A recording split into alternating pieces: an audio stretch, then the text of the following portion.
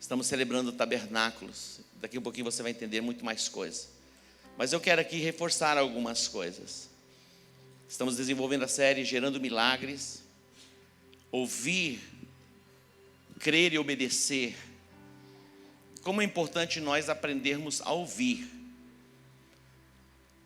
Ou muito mais do que ouvir, como que escutar mesmo. Há uma diferença entre ouvir e escutar. Escutar, você presta atenção. É possível que você converse com alguém e essa pessoa não esteja conectada à conversa. É possível ou não? Você já conversou com alguém e quando você se pega assim, você está num mundo chamado mundo da lua? É possível que num momento como este, você seja tentado a pensar em uma outra coisa. Mas eu quero despertar você para esquecer a outra coisa. O almoço vai chegar, você vai voltar para casa no seu tempo. O ontem já passou, amanhã ainda nem chegou. Então vive esse momento. Vive esse momento lindo. Amém? Dá para viver esse momento? Então há uma diferença entre simplesmente ouvir e escutar.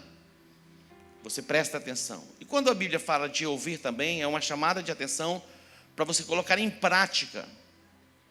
Para você colocar em prática. No capítulo 8 de Mateus, um homem na verdade não identifica o nome, simplesmente a Bíblia o chama de centurião. E ele estava com o seu criado doente. Então ele veio a Jesus para que Jesus pudesse curar o seu criado. E Jesus disse assim: eu irei curá-lo. E ele dá uma resposta dizendo: nem precisa ir à minha casa. Simplesmente libera uma palavra e o meu criado vai ficar curado. Este homem chamado centurião, ele não era da linhagem de Israel, portanto um estrangeiro. E neste contexto em que eles viviam, o estrangeiro era discriminado e não tinha acesso às promessas, às bênçãos, ao pão dos filhos.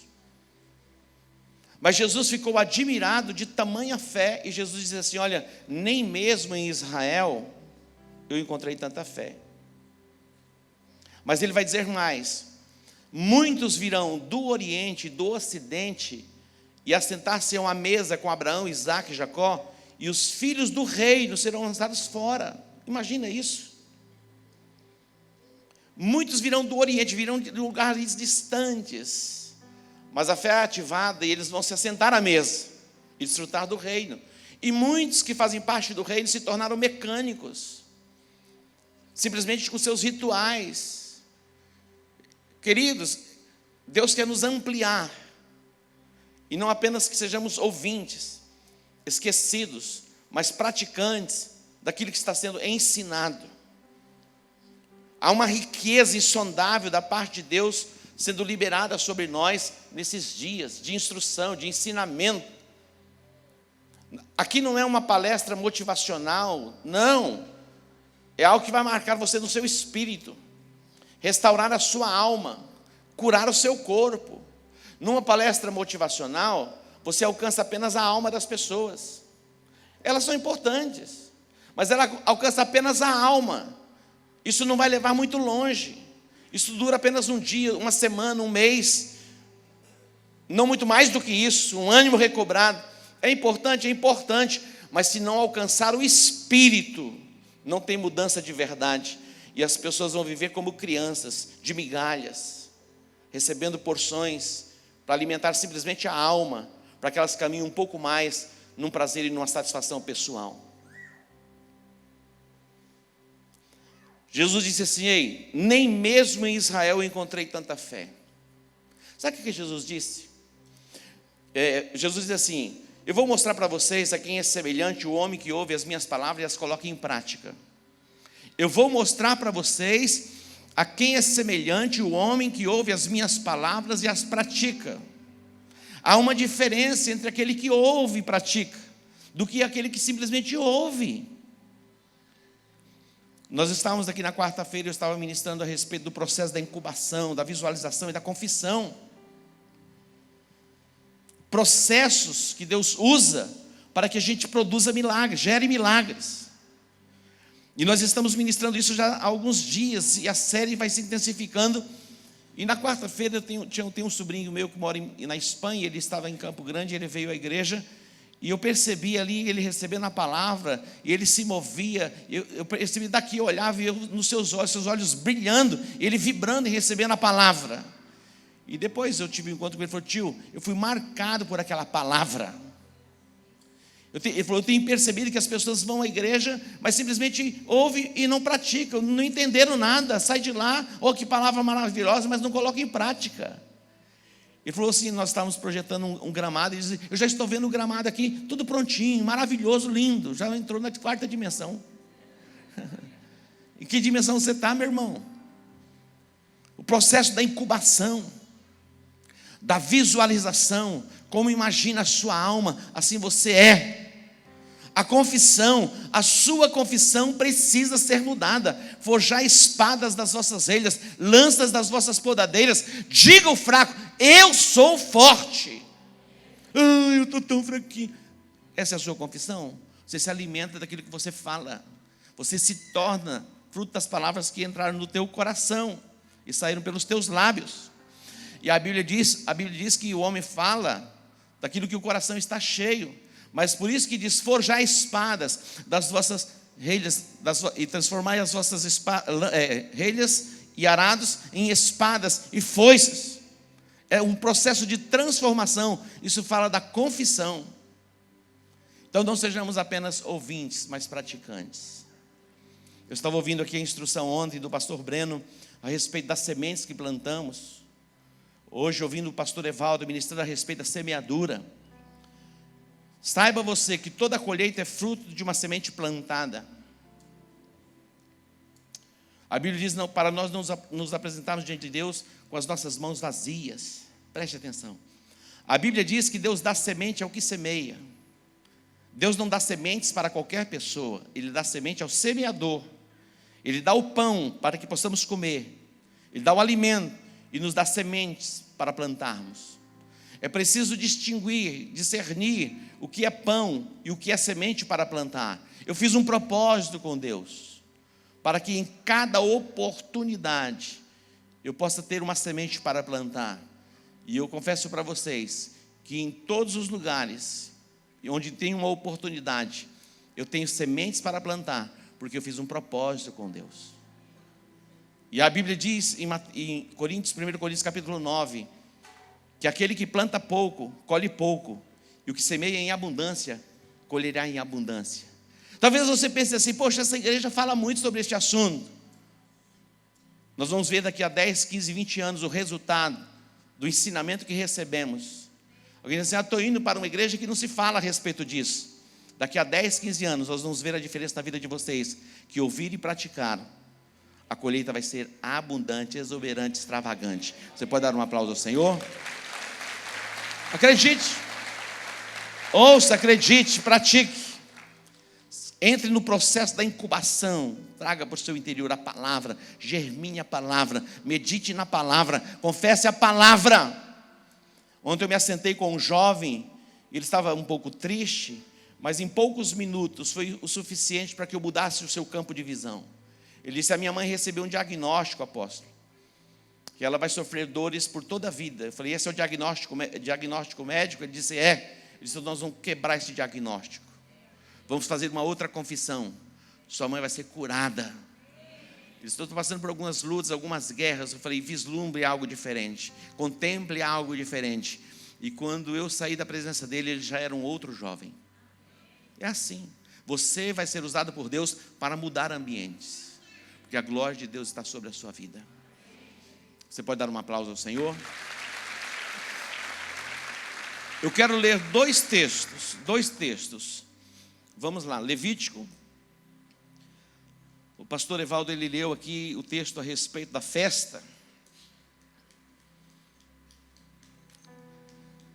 Levítico 23, 41 e 44 diz assim: celebrareis festa ao Senhor, o nosso Deus. Em primeiro lugar, Deus é um Deus de festa, amém? Deus é um Deus de festa. Deus gosta de festa. Você gosta de festa? As festas são bíblicas. Como é importante celebrarmos. Hoje é o primeiro dia da semana. Estamos aqui para celebrarmos uma festa ao nosso Deus, debaixo dessa consciência profética. Celebrareis festa ao Senhor por 7 dias a cada ano. Olha isso. É estatuto perpétuo pelas vossas gerações. No mês 7º a celebrareis como estatuto perpétuo. Vocês vão celebrar de ano em ano como estatuto perpétuo. Deus está falando à nação de Israel. É estatuto perpétuo para eles, de ano em ano. 7 dias habitareis em tendas de ramos. Todos os naturais de Israel habitarão em tendas, para que saibam as vossas gerações que eu fiz habitar os filhos de Israel em tendas, quando os tirei da terra do Egito. Eu sou o Senhor, o vosso Deus. É como um memorial para trazer a lembrança daquilo que Deus fez, a intervenção de Deus no deserto. Deuteronômio capítulo 8, os versos 11 ao 18. Atente para isso. Guarda-te de não te esqueceres do Senhor teu Deus. Olha isso. Guarda-te para não te esqueceres do Senhor teu Deus, não cumprindo os seus mandamentos, os seus juízos e os seus estatutos que hoje te ordeno. Para não suceder que depois de teres comido, estiveres farto, depois de haveres edificado boas casas e morado nelas, depois de se multiplicarem os teus gados e os teus rebanhos, e se aumentar a tua prata e o teu ouro, e ser abundante tudo quanto tens, se eleve o teu coração. Preste atenção. Depois que eu te abençoar, fazer de você uma pessoa próspera, rica, o teu coração não se eleve, você não se torne uma pessoa orgulhosa. As festas foram estabelecidas, e esta festa foi estabelecida para trazer à memória quem nós éramos e quem nós somos. Não nos esquecermos jamais. Amém? Diz o texto: para não suceder que depois de teres comido e estiveres farto, depois de haveres edificado boas casas e morado nelas, 13, depois se multiplicarem os teus gados, os teus rebanhos, e aumentar a tua prata e o teu ouro, e ser abundante tudo quanto tens, se eleva o teu coração, te esqueças do Senhor teu Deus, que te tirou da terra do Egito e da casa da servidão, que te conduziu por aquele grande e terrível deserto, de serpentes abrasadoras, de escorpiões e de secura, e que não havia água, que te fez sair água da pedreira, que no deserto te sustentou com maná, que teus pais não conheciam, para te humilhar e para te provar, e afinal te fazer bem. Não digas, pois, no teu coração: a minha força e o meu poder, e o poder do meu braço me adquiriram estas riquezas. Antes te lembrarás do Senhor teu Deus, porque é Ele o que te dá força para adquirir as riquezas, para confirmar a sua aliança, que sob juramento prometeu a teus pais, como se vê neste dia. Diga glória a Deus. Queridos, as festas bíblicas foram estabelecidas em Israel como estatuto perpétuo. A primeira festa estabelecida por Deus foi a Páscoa, quando eles ainda estavam no Egito, debaixo do cetro da opressão de Faraó. É a primeira festa. Deus ouviu o clamor do seu povo. Deus decidiu intervir. E Deus enviou 10 pragas sobre o Egito. Mas o coração de Faraó estava obstinado e não permitia que o povo de Israel, o povo de Deus, saísse do Egito. A última praga foi a praga da mortandade dos primogênitos. Todo primogênito seria ferido de morte no Egito, desde o animal. E ali Deus vai estabelecer a Páscoa, e Deus ordenou a Moisés que tomasse o cordeiro, um cordeiro sem defeito, cada família separando um cordeiro, sacrificando o cordeiro, tomando o sangue do cordeiro, passando nos umbrais e na verga das portas. E a casa que tivesse a marca do sangue do cordeiro, o anjo da morte não adentraria aquela casa. Páscoa fala de livramento, Páscoa fala de proteção, Páscoa fala de uma intervenção divina para livrar da morte.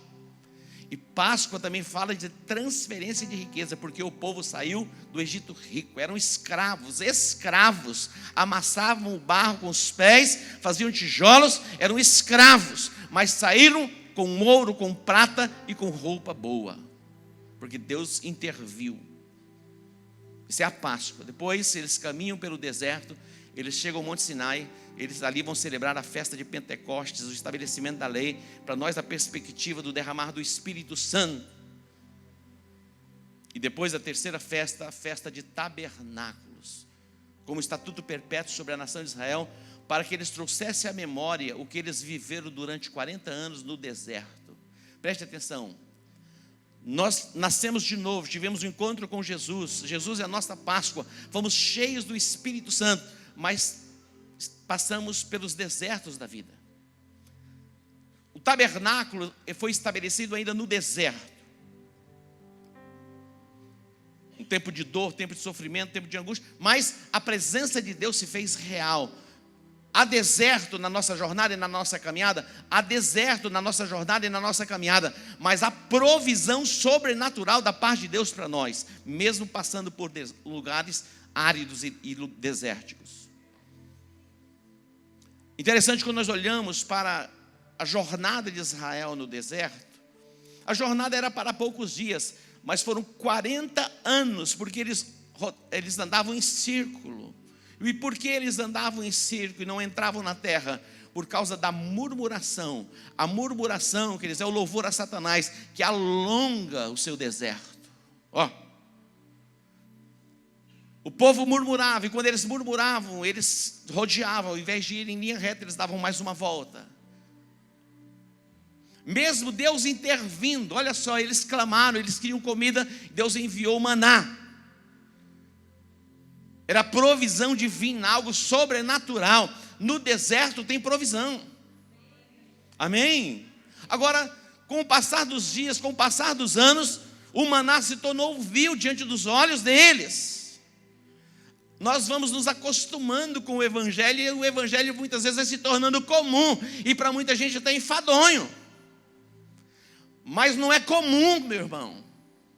Nós somos resgatados, nós somos salvos. É algo glorioso e maravilhoso, uma intervenção de Deus nas nossas vidas, que nos tirou do Egito, da escravidão de Satanás, e nos transportou para o reino do Filho do seu amor. Amém? Todos nós passamos por lugares áridos na nossa jornada e na nossa caminhada, mesmo depois de termos a experiência com Jesus, do novo nascimento, mesmo depois de sermos cheios do Espírito Santo, nós nos deparamos com lugares áridos. Mas lá no deserto, Deus se revela com provisão. Maná todos os dias. E chegou um momento que o povo dizia: nós não nos suportamos mais de maná. Nós queremos uma outra comida. E eles clamaram a Moisés. Meu irmão, Deus soprou um vento da banda do mar e vieram codornizes. Imagina, da banda do mar. Do mar vem peixe. E o povo comeu e comeu ao ponto de sair carne pelos ouvidos. Coisa terrível. O povo é assim, né? Lá naquele lugar árido, brotava a água da rocha. Provisão. Lá naquele lugar árido, durante o dia, o calor intenso, Deus coloca uma nuvem para refrigerar. Mesmo quando passamos pelos lugares áridos na nossa caminhada, na nossa jornada, nós podemos dizer: refrigera a minha alma. Há refrigério para a nossa alma em Cristo Jesus. Há refrigério. Durante a noite, frio, -0. Deus coloca as coluna de fogo para aquecer na jornada e na caminhada do lugar árido. Todos nós na nossa caminhada passamos pelos lugares áridos. Mas a boa notícia é que há provisão de Deus para nós no deserto. Diga: a provisão de Deus para a minha vida no deserto. Ô João, você é um jovem muito especial. Você já passou por algum deserto? Já, João? Mas tão bonito assim? Competente? Já? Já passou. Você também, filha? Japonesinha também passa? Mesmo com o marido lindo assim? Todos nós passamos. Pastor Marcelo já passou? Já passou. Eu acompanho o pastor Marcelo desde a sua conversão. tabernáculo foi estabelecido para que nós não nos esqueçamos daquilo que Deus fez no deserto. Vocês vão construir cabanas. Quando você vai a Israel, no período da festa dos tabernáculos, nos hotéis, nas casas, nos restaurantes, nas ruas, você vai ver cabanas. Eles comem nas cabanas para que eles jamais se esqueçam do tempo em que eles passaram pelo deserto e viram a provisão sobrenatural de Deus. A provisão em Deus e a provisão de Deus para as nossas vidas. O deserto, ele é inevitável. Isaías 42, versículo 2 ou 43, dá uma olhadinha para mim. Diz assim: quando passares pelas águas, quando passares pelos rios, eles não te submergirão. Quando passares pelo fogo, eles não arderão em ti. Não é se, é quando vai passar. Não tem se passar, não. Quando passares, porque diz, todos nós passamos. É inevitável passar pelas águas. Ele fala de aflições. Fogo fala de provações intensas. Jesus disse: no mundo tereis aflições, mas tem de bom ânimo, eu venci o mundo. Se você não quer mais passar por aflição neste mundo, vamos carimbar o passaporte e mandar você para a glória hoje. Está disposto a passar glorificando? Você vai passar dando glória a Deus. E dando glória a Deus, você vai ser fortalecido, você vai cumprir o propósito e você vai ver a glória de Deus se manifestando na sua vida. Todos os homens de Deus em todos os tempos passaram pela prova do fogo. Deus colocou Abraão à prova. Dá o seu filho, o seu único filho a quem amas. Capítulo 22 de Gênesis. Abraão caminhou 3 dias, meu irmão, imagina 3 dias. Com o filho ao lado e o filho perguntando: pai, aqui está o cutelo, aqui está a lenha. E o filho trazia a lenha sobre os ombros. Isaac tipifica Jesus. Já era uma projeção de Jesus transportando a sua cruz. E ele pergunta: pai, aqui tem a lenha, aqui tem o cutelo, mas cadê o cordeiro para ser sacrificado? E a resposta do pai foi: Deus proverá para si o cordeiro, meu filho. E eles chegam, ele avista o Monte Moriá. E ele toma o menino e o coloca sobre o lugar do sacrifício. E quando ele toma o cutelo para imolar o filho, o anjo brada. E ali estava o cordeiro. E Deus se revela a ele, se manifesta a ele, dizendo: por mim mesmo eu jurei, porque você fez isso, certamente eu te abençoarei. É a prova, meu irmão, para a obediência. Sempre escolha obedecer. Todos os dias há 2 caminhos que podemos escolher: o caminho da obediência e o caminho da desobediência. O caminho da desobediência, aparentemente, por alguns momentos é mais agradável, é mais aprazível, é menos difícil, mas o fim é morte. O caminho da obediência muitas vezes requer renúncia, sacrifício, mas é o caminho da vida. Abraão escolheu obedecer, e porque ele escolheu obedecer, Deus vem e confirma por juramento a bênção sobre a sua descendência. É tão extraordinário ver isso. Atente comigo um pouquinho no capítulo 21 de Gênesis. Esse texto fala a respeito de Agar. Eu não vou ler o texto para a gente avançar um pouquinho. Agar é interessante porque Abraão recebeu a promessa de Deus, ele tinha 75 anos de idade. Deus disse: olha, sai da tua terra, da tua parentela, vai para uma terra que eu te mostrarei, farei de ti uma grande nação. Imagina um homem com 75 anos receber a promessa da parte de Deus que ele seria um pai de nações. E mais, a sua esposa estéril. Deus parece que é engraçado como ele trabalha, né? Porque não tem nada difícil para ele. Aquele que abre a madre e fecha a madre é ele. Ele chama um homem cuja esposa era estéril. Interessante que o tempo passa e eles ficam um pouco angustiados. Sara chega para Abraão e diz assim: Abraão, tem uma serva aqui chamada Agar, ela é bonitinha. Você podia ter um relacionamento com ela, vai gerar um filho, o filho será nosso. Abraão falou, é do ruim para mim, mas... Imagina um trem desse. Ele falou, deixa comigo. Teve um relacionamento com Agar, nasceu Ismael. Ele começa a crescer, já gera um pouco de ciúme em Sara, fica bem desgostosa, acabou mandando a mulher embora, depois o anjo aparece, ela volta, depois vem e nasce Isaac. Deus abriu a madre de Sara e ela gerou, ela concebeu, ela deu à luz, e as crianças começam a crescer naquele cenário. E as crianças vão crescendo e começam, criança briga, não briga? É natural. E aí já gera ciúme novamente, Sara já fica aborrecida, e ela fala com Abraão, chegou a hora de mandar essa mulher embora, juntamente com essa criança. E Abraão diz, está certo, vamos fazer, está com você. Preparam as coisas, levanta de madrugada, pega um odre, coloca água, pega pães e coloca nos ombros de Sara e diz, tchau. E ela sai errante pelo deserto. Ela saiu errante por onde? Pelo deserto, lugar árido. A água acabou, o pão acabou, não tinha mais água para beber, não tinha mais comida. A comida no deserto até é suportável, mas a água é insuportável viver sem água no deserto.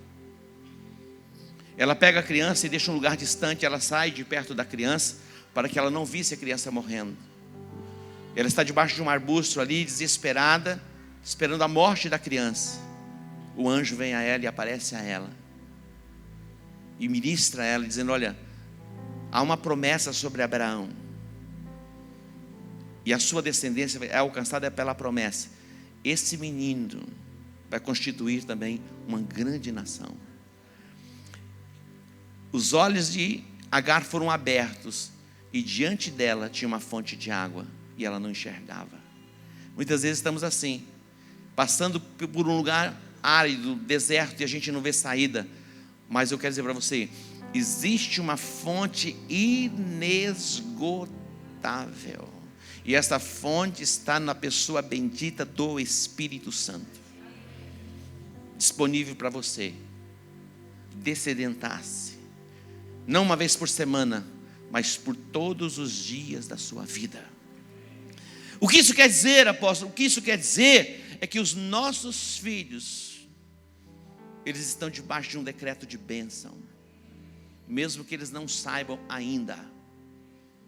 Deus não nos deu filhos para a perdição. Este filho foi gerado fora do contexto Sara e Abraão, com uma serva, mas Abraão tinha uma promessa sobre ele, que alcançaria a sua descendência, e Ismael foi alcançado pela promessa que Deus havia feito a Abraão. Portanto, os nossos filhos estão debaixo de promessas maravilhosas da parte de Deus, e a nossa descendência será poderosa na terra. Deus não nos deu filhos para a perdição, e nós veremos os nossos filhos, já vemos, você já pode ver, contempla os teus filhos no altar, louvando, bendizendo, glorificando o nome do Senhor. Talvez você não consiga ver no natural, o poço estava ali, apenas ela não via. Já tem os olhos abertos e veja, contemple, você e a sua família servindo ao Senhor. Jesus, ele passou pelo deserto, e por 40 dias ele permaneceu no deserto. Vamos ver este texto. Jesus, ele passou pelo deserto, e por 40 dias ele permaneceu no deserto.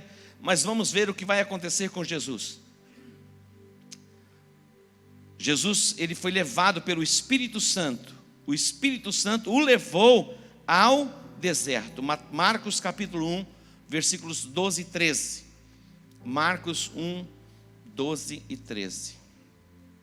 Diz assim: e logo o Espírito o impeliu para o deserto. Imediatamente o Espírito o impeliu para o... Quem levou Jesus para o deserto? O Espírito. Não foi um ato de desobediência. Muitas vezes, pelo ato da desobediência, nós somos conduzidos ao deserto para que possamos ouvir a voz de Deus, repensarmos as coisas e voltarmos para o centro do propósito. Mas neste caso foi o próprio Espírito Santo que o conduziu ao deserto. E por 40 dias ele permaneceu no deserto. Versículo 13. Lê para mim esse versículo, por favor.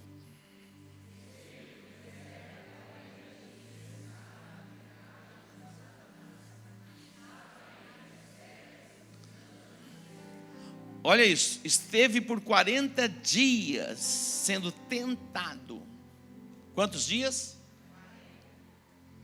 40 dias sendo tentado por Satanás. Estava entre feras, mas os anjos o serviam. Há provisão de Deus para a minha vida e para a sua vida no deserto. Os anjos o serviam.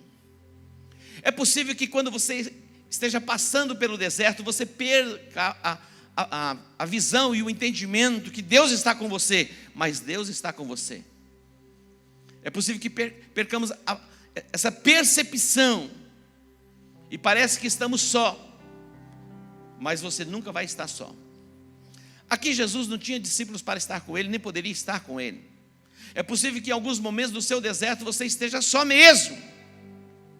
E é possível que em alguns momentos do seu deserto Deus envie pessoas para estar com você. Mas uma coisa é certa, no seu deserto Deus envia anjos para estarem ao seu lado, te guardando, para livrar você de tropeçar em alguma pedra. Você pode dar um aplauso a ele? E os anjos do Senhor o serviam. Isso tudo se resume em Jesus. No deserto tinha provisão, tinha o maná. Jesus disse: eu sou o pão vivo que desceu do céu. Ó. E Jesus disse: nem só de pão viverá o homem, mas de toda palavra que sair da boca de Deus. Nem só de pão. Tem o pão, mas nem só de pão. Nós somos um ser trino, seres relacionáveis. Então nós podemos participar, nos envolvermos com pessoas, celebrarmos festa. Você pode celebrar festa. Se existe um povo que pode celebrar festa, somos nós. Lógico, com entendimento. Vou celebrar a minha festa lá na balada da meia-noite.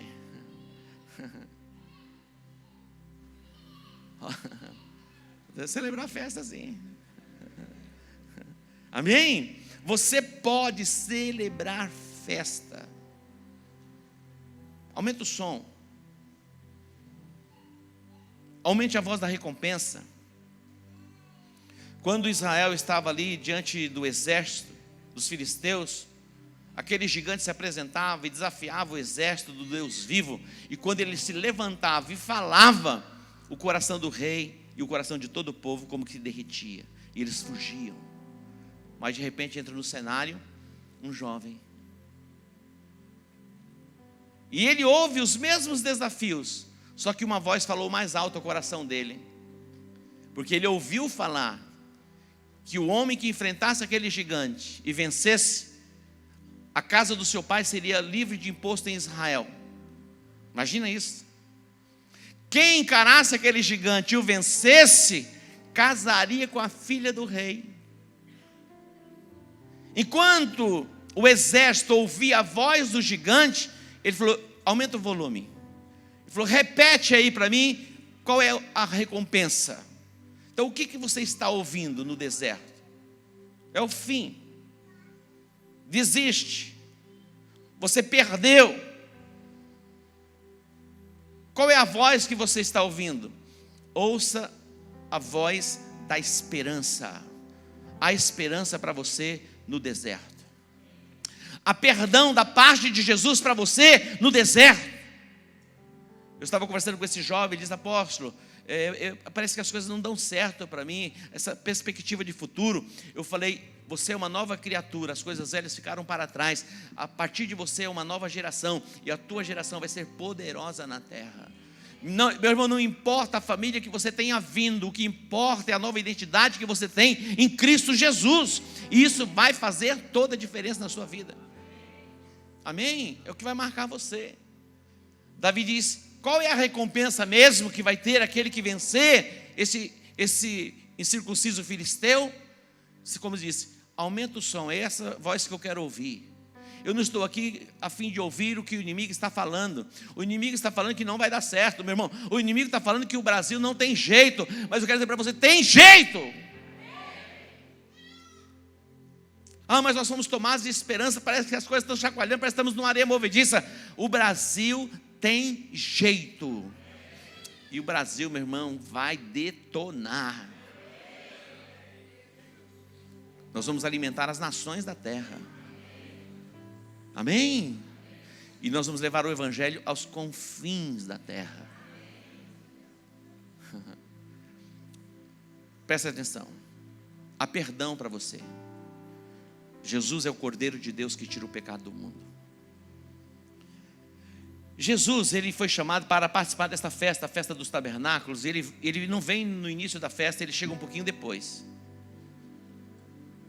E quando Jesus vem, e era no último dia da festa. O último dia da festa, meu irmão, é para estar no auge da celebração, não é verdade? A festa começa morna, vai aumentando, chega no auge. E quando chega no auge, meu irmão, Jesus, ele entra e diz: ei, se alguém aí tem sede, vem a mim e beba. Sabe por quê? Porque havia um clamor no coração daquele povo que dizia: salva-nos, salva-nos. Era costume os sacerdotes derramarem água em volta do altar e clamarem: salva-nos. Eles rodeavam uma vez: salva-nos. 2 vezes: salva-nos. 3 vezes, 4 vezes, 5 vezes, dizendo: salva-nos. De repente, Jesus entra e o Salvador chegou. Se você está com sede, o que eles, naquele lugar e naquela região, o que eles mais anelavam era água. Jesus: quem tem sede, vem a mim e beba. Como dizem as Escrituras, se vocês creem, como dizem as Escrituras, do seu interior fluirão rios de água viva. Ele estava falando a respeito do Espírito Santo que haveria de vir. O Espírito Santo é uma fonte inesgotável de alegria e gozo. Jesus teve um encontro com uma mulher chamada mulher samaritana. Essa mulher já tinha tido 5 maridos, 5 relacionamentos. Os órgãos dos sentidos são quantos? 5. Você sabe quais são? Tato, olfato, paladar, o que mais? Visão e audição. 5. Queridos, nesta dimensão dos 5 órgãos do sentido, nós jamais poderemos ser plenos, completos. Esta mulher se movia por isso. E ela vem ao poço de Jacó tirar água. Aquela água alimentava aquela mulher. Mas Jesus diz: ei, se você soubesse quem está falando com você, você lhe pediria água, ele lhe daria água, que faria com que uma fonte jorrasse do seu interior. A mulher diz: estou entendendo. O nosso pai Jacó nos deu esta fonte. Sabe o que Jesus diz? Se você continuar bebendo desta fonte, você vai tornar a ter sede. Mas aquele que beber da água que eu lhe der, jamais terá sede. Preste atenção. A balada não vai ser suficiente para nutrir você, alimentar você e dar uma satisfação plena a você. As drogas, elas não serão suficientes para manter você no auge do gozo e da alegria. É por um tempo, depois tem que rescindir. Percebe? Absolutamente nada neste mundo vai ser suficiente para fazer de você uma pessoa plena, a não ser Jesus Cristo. A festa dos tabernáculos, quer dizer, é para trazer à memória as intervenções divinas, para não nos esquecermos do lugar de onde Ele nos tirou. Vou repetir o texto que eu fiz a abertura e a gente já vai para encerramento. Deuteronômio. Quero ler esse texto. Preste atenção. Olha para esse texto. Versículos. Deuteronômio 8, a partir do versículo 11. Deuteronômio 8, 11. Leia comigo aqui. Guarda-te que não te esqueças do Senhor teu Deus, deixando de observar os seus mandamentos, os seus preceitos e os seus estatutos que hoje te ordeno. Vai passando. Para não suceder que, olha só, depois de teres comido, estar fartos, ou farto, depois de teres edificado boas casas, e estares morando nelas, atente para isso. Vocês estão me ouvindo? Nós já vamos encerrar, mas eu quero que você agora preste atenção. Tá bom? Olha isso. Versículo 14. Se exalte o teu coração. Depois que Deus te abençoar, te fazer próspero, enriquecer você, o teu coração se exalte, enche de soberba, e você se esqueça do teu Deus, que te tirou da terra do Egito e da casa da servidão. Jamais se esqueça. Deus vai te abençoar, Deus vai te prosperar, você vai construir belas casas, mas não se esqueça que foi Deus que fez. 15. Que te guiou por aquele grande e terrível deserto de serpentes ardentes e de escorpiões e de terra seca, em que não havia água, e tirou água para ti da rocha, da pederneira. 16. Que no deserto te sustentou, olha só, que no deserto te sustentou com maná, que teus pais não conheceram, para te humilhar e para te provar, para a fim de fazer bem. 17. E digas no teu coração: a minha força, olha só, a minha força e a fortaleza da minha mão me adquiriu este poder. Antes te lembrarás do Senhor teu Deus, que Ele é o que te dá força para adquirir essa riqueza, para confirmar a sua aliança, que jurou a teus pais, como se vê nesse dia. 19. Será, porém, que se de qualquer modo te esqueceres do Senhor teu Deus, e se ouvires outros deuses e os servires, e te inclinares perante eles, hoje eu testifico contra vós que certamente perecereis. Olha isso. Não te esqueças jamais do lugar que Deus te tirou. Jamais. Eu quero mostrar aqui 4 imagens com algo que Steve Jobs disse. Olha o que ele disse: esse cara se tornou um dos homens mais ricos do mundo. Esses aparelhinhos que você tem por aí nas mãos foi desenvolvido por ele.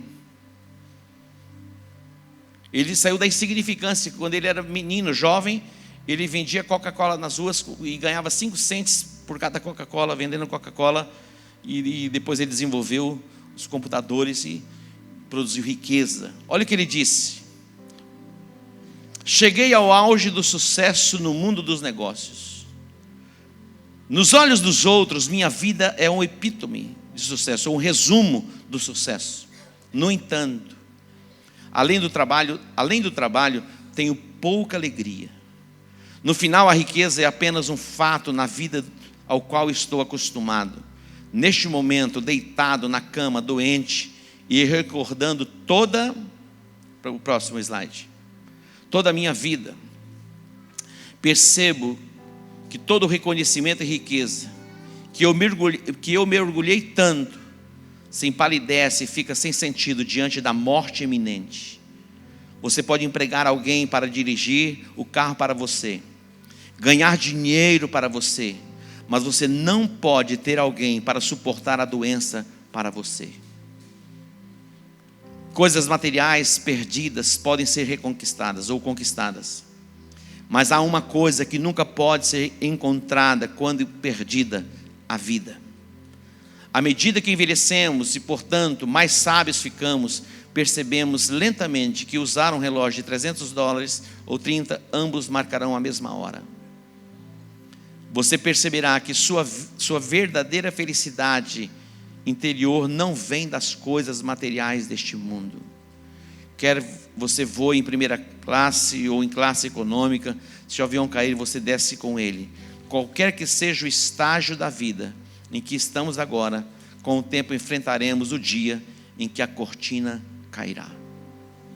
Mesmo com toda a sua fortuna, o seu reconhecimento no final, porque ele foi acometido por um câncer e lutou com este câncer por 5 anos.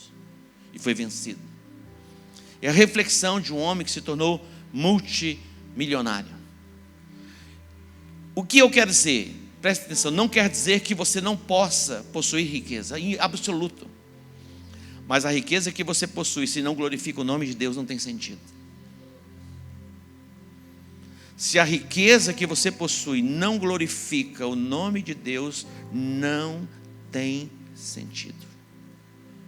Virar um acumulador simplesmente por acumular, debaixo da preocupação e ansiedade em questão de futuro, você perde a própria vida.